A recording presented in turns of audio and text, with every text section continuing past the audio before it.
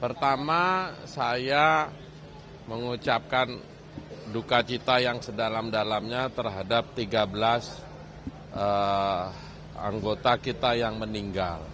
Tentu ini harus menjadi tanggung jawab Panglima TNI dan Kepala Staf untuk untuk melayani mereka sampai pemakaman dan lain-lainnya sebaik-baiknya. Itu yang pertama, itu yang paling penting. Yang kedua, kejadian amunisi meledak ini menurut catatan saya sudah 6 kali. Kita tentu belum bisa menjawab. Sekali lagi saya membiasakan bicara yang baik, tidak dalam posisi menyalahkan atau mengambing hitamkan. Tetapi ke depan kita harus memperbaiki ini. Menurut catatan saya di tahun 84 dulu, kalau adik-adik mungkin sebagian besar belum lahir, 84 itu di Marinir, di Cilandak itu meledak. Meledaknya itu berjam-jam. Tetapi untung saat itu tidak ada yang wafat. Kalimat untung ini karena tidak ada yang wafat. Nanti biar Kepala Staf Angkatan Darat dan Pangdam Siliwangi untuk menjelaskan ini. Kita akan meminta beliau, mudah-mudahan ini yang terakhir kali terjadi. Kita tentu mengharapkan semuanya itu yang berhubungan dengan amunisi dilakukan dengan seproper-propernya. Itu. Ada beberapa kamera ya, saya lupa nih. Ini otomatis saya kan bukan Jack Nicholson, otomatis ke sana. Kalau Jack Nicholson otomatis ke sana. Jadi kapan kita memanggil kita akan segera. Tentu mudah-mudahan sebelum masa sidang ini. Kalau udah masa sidang depan kan nanti sudah ini bukan soal hangat atau tidak, tapi ini soal kemanusiaan dan soal strategi.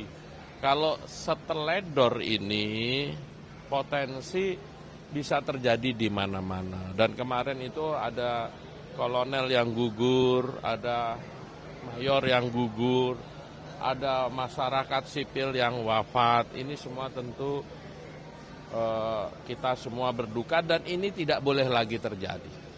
Dari sejumlah kasus terkait dengan ledakan amunisi ini kan dengan korban yang terbanyak bisa dikatakan prajurit aktif dan juga warga sipilnya. Dengan tadi Mas Utut bilang untuk tidak ada kejadian serupa lagi, apakah dari Komisi 1 mungkin akan menekankan nanti ke Panglima TNI mungkin yang akan dipanggil untuk membuat aturan yang memang.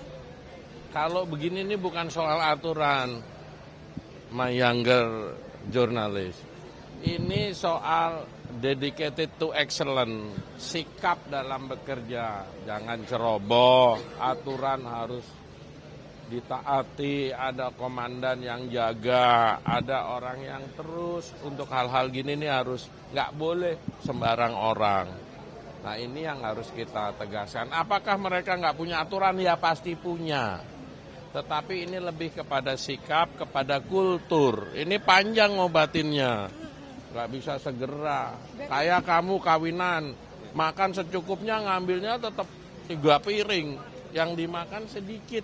Ini ngobatin gini aja udah 3 generasi nih nggak habis. Nah itu berkaitan dengan kultur, berkaitan dengan peradaban. Nah yang bisa tuh komandannya yang benar-benar gini. Tetapi sekali lagi kita bicara baik, karena kita butuh bicara baik. Kita butuh bicara baik supaya tone-nya baik, supaya Indonesia ke depan mindset-nya positif. Berarti artinya peristiwa ini terjadi ada kecerobohan begitu ya Mas ya? Kalau misalkan dari evaluasinya sendiri kalau maksudnya ya, kalau saya gimana mengevaluasi, orang tahu aja enggak, cuman berita.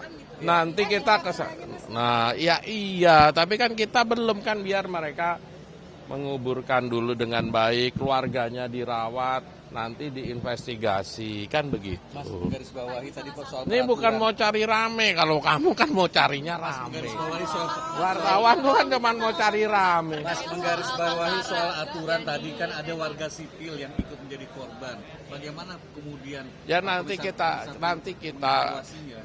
kita undang Panglima, Pangdam, dan Rem yang bertugas di sana dan komandan-komandan lapangannya. Nah kalau sekarang saya ngomong, kan itu kita harus ada tertulisnya, kita juga nanti sebisa mungkin akan ke sana, dan sebisa mungkin ini harus menjadi yang terakhir.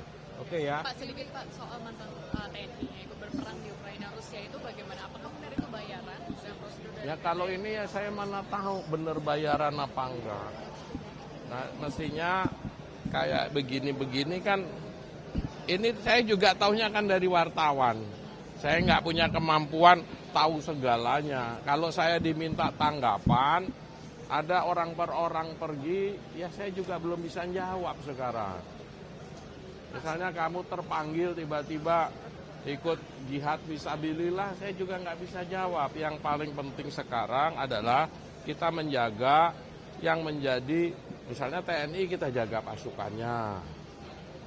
Malah kalau hemat saya ke depan itu kita perbaiki, misalnya TNI itu harus jauh dari masyarakat sipil. Contoh kalau kamu ke Mabes, depannya udah warung semua. Kalau di Brigif Cilodong, Brigif 1, itu kalau ada apa-apa di Jakarta, pergerakan pasukannya, tanknya mau keluar, nggak bisa, orang depannya warung pangkalan ojek. Nah ini yang ke depan harus kita pikirin strateginya. Dulu memang daerah itu hutan. Nah ini yang negara harusnya hadir. Kalau kejadian satu-satu itu ya kayak kamu jurnalis, ada yang juga ngojek, ada yang macam-macam kan gitu.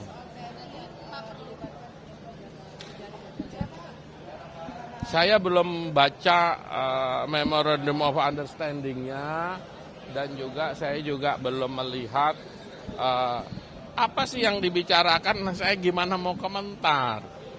Pasti setiap ada penugasan, pasti ada situasi yang membutuhkan itu.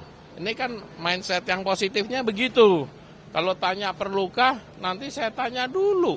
Orang saya belum ngomong sama kejaksaan, saya belum ngomong sama TNI, kejaksaan mintanya apa, TNI menganggapnya apa, kan kita belum tahu. Kalau saya komentar nanti.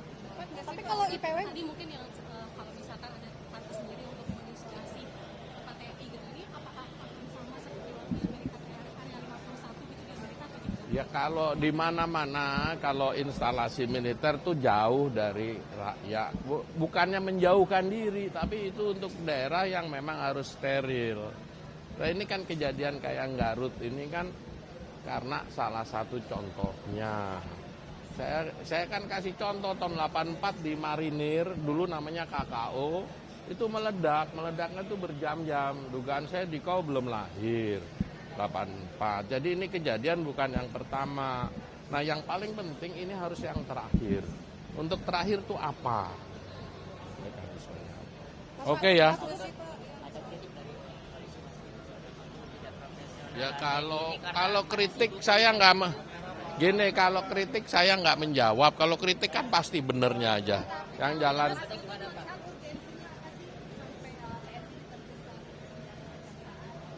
Nah ini kamu udah saya jawab, nanya lagi.